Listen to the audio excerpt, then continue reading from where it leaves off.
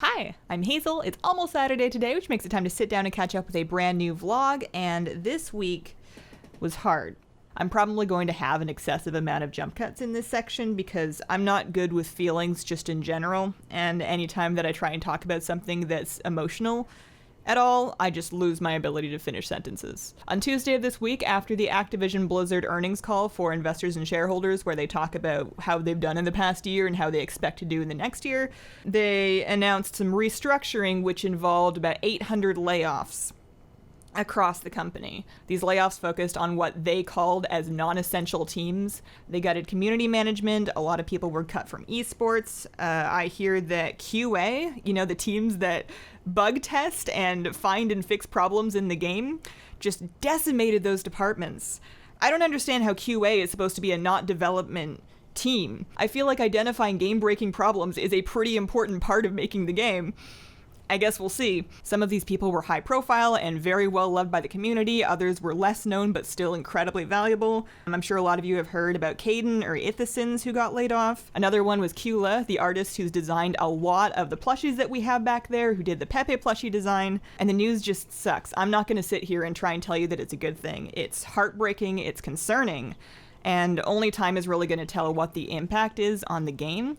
They did say that they were hiring up development roles. They said they were buffing up development staff by 20%. They did say that's for all of the development roles in the company, and they mentioned Warcraft as just Warcraft, so we don't know if World of Warcraft is getting more developers. That could also mean Warcraft Reforged, that could mean Classic, it could mean other Warcraft projects.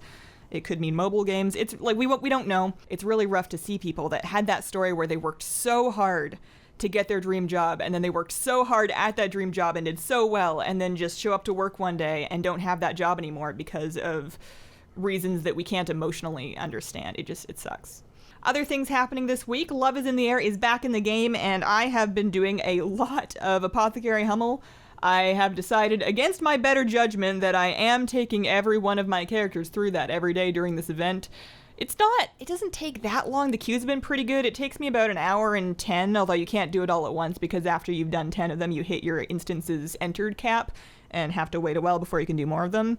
And I've actually been doing it not only on a 110 pluses for chances at the Love Rocket that I am absolutely not going to get, but also my low-level alts. I've got a level 20-ish Warlock and a level 40-ish Paladin, and you get huge experience from doing it on them. They don't get a chance at the mount, but instead of that, you get one of those things that's just a significant boost to character experience, and from what I found, it's very significant. I would say it's about 60% of a level every time I do it, so I've been doing that. I ground out all the love tokens that I needed for that new toy on the very first day because I wanted it and didn't feel like doing anything else. I found that if you want to farm love charms at 120, a normal Eye of Ashara is pretty good. And the only other thing to say about the Love Rocket grind, except for good luck to you, is that I'm really glad that the Apothecary Hummel fight is easy.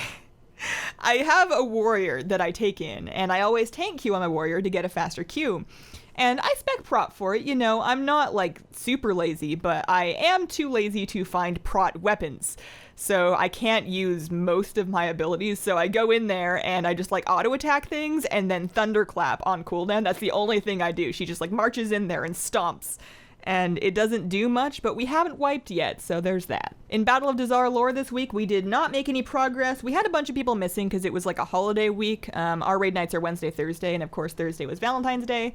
So we just re-cleared what we had already cleared. But in just raiding in general, I am really excited for next week because there is raid testing for Crucible of Storms next week. So I'm looking forward to seeing more of what those bosses can do. We already had one session for the first boss, but I didn't progress very far, so I'm hoping to see more of the fight this time. So I'm just really excited about that. Partly because raiding has become one of my favorite things that I do in game lately. I just really, really look forward to my raid nights. And also partly because, a 2-boss raid means that I get to do raid guides, which I enjoy, without having to do 9 of them in a row. Because that's also fun, but it's a different kind of fun. This week, a PvP healer hotfix went out that reduced the mana regeneration of healing classes in PvP by half, 50% or more. I have not queued since this hotfix went out, but I hear that the new meta, the new win condition, is whoever is better at grabbing drinks. So that could be fun. If you really want to get into the mood for Arena before you even queue, you can just tape water bottles to both of your hands and play like that. and it'll be good practice. I encountered a bug this week, and this isn't news at all, I just really wanted an excuse to share this footage. I was doing the Drustvar invasion, and I got to the end part where you get onto the bird to like fly up to the Zeppelin and do the stuff up there. And I got on the bird and I flew up to the Zeppelin, and the Zeppelin wasn't there, and it kicks you off the bird, and then you fall down, and then you don't levitate in time and you die. I don't think that it's a widespread issue. I was able to fix it by relogging. Reloading didn't work, but relogging did. But I was filling out the bug report, and I was just like pressing send, and I was like, I hope there's still somebody there to read this. In my personal life this week, my fish back there, Fleta, he's about the same. Thank you guys for all of the concern that you sent. His lump is neither bigger nor smaller, and his behavior hasn't changed, so I'll just be keeping an eye on him. And then yesterday for Valentine's Day, I actually billed my husband a PC on live stream, which was scary thing to do. But we did it. I think it went really well. The biggest problems I had were just like really dumb moments that just tend to happen to me on stream anyways, but like I went through this whole period where I couldn't find a couple of parts that turned out were in the motherboard box. It was just under my motherboard and I had completely forgotten about it. So the build went fine. Unfortunately, later in the evening it did start to encounter some RAM issues, so we'll do some troubleshooting on that over the weekend and then exchange the RAM if necessary, but other than that, you know, no disasters. And yeah, questions from this week. Samantha asks, did you cycle your tank when setting up the tank for your beta? I have a beta and I want to move him into a new tank. He will be the only fish. Do I need to cycle the tank first? So what I did is not something that I necessarily recommend. I ended up doing a fish in cycle for him, which means that I had the filter and I had the fish in there. It was not cycled, and I was doing water changes every single day to keep the ammonia levels safe while the filter cycled, which took about 3 months. I was doing water changes every single day, like 50% changes for 3 months, even maybe a little bit more than that. That is an option. It is better if you can cycle the tank, but seeing as you already have your fish, if he is already in an established aquarium or you have another established aquarium, you can take some of the filter media from that, not all of it, but like a piece of sponge or some of the ceramic media, and use that to jumpstart the cycle on your new beta filter, and that'll speed up that process. But I say, whatever you do, just keep an eye on the water parameters, test for ammonia, test for nitrite, and do water changes to keep them low. And betas tend to be pretty tough, so as long as you're on top of it, it should be fine. Abdul asks, do you think Blizzard will release at least 2 more expansions of WoW? Probably releasing one after BFA and Classic. I think so. They're almost certainly releasing something after BFA because they would have already started on it.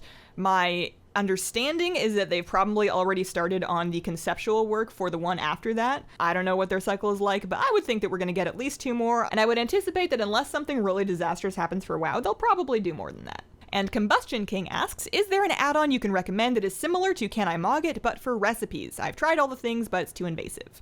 So I don't know anything or use anything off the top of my head for recipes, and I think the reason for that is that the unlearned tab of the default recipe journal, I find kind of gives me that function. Like, you can see all the recipes that you don't know yet for each profession, you can see what level you'll need to learn them, and it'll also show you where you can get them, and then if I need more information than that, I'll usually just look it up on Wowhead or something, but that's where I usually go for that information. And that has been my week. Thank you guys very much for watching. If you have a question that you would like me to answer on the vlog, please leave it in the comments of the most recent vlog and include the word question. Let me know what you think, and have a wonderful, wonderful day. Bye!